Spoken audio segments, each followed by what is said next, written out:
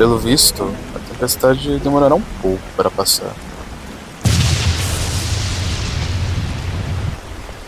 Que tal ler uma história para você?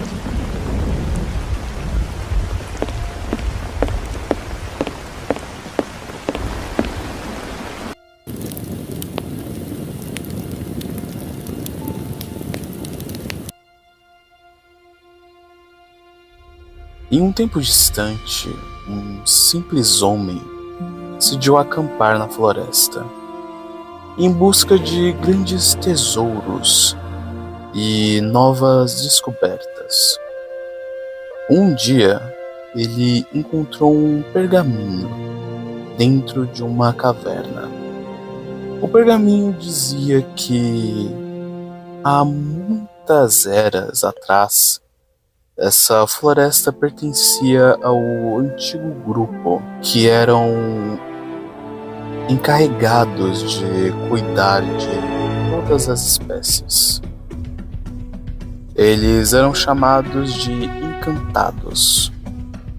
Com essa descoberta, o homem rapidamente levou o que tinha encontrado para o reino onde vivia. Todos ficaram deslumbrados com o que ele havia encontrado.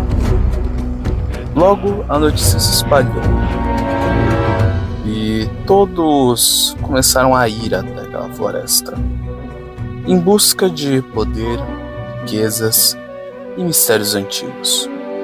Então, aos poucos, a floresta, que era um simples lugar habitável, cheio de paz, se tornou um verdadeiro campo de caça.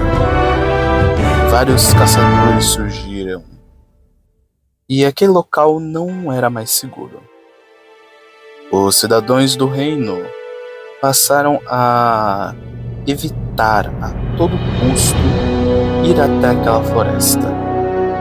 Desde então, a floresta ficou conhecida como a Floresta dos Caçadores. O que achou?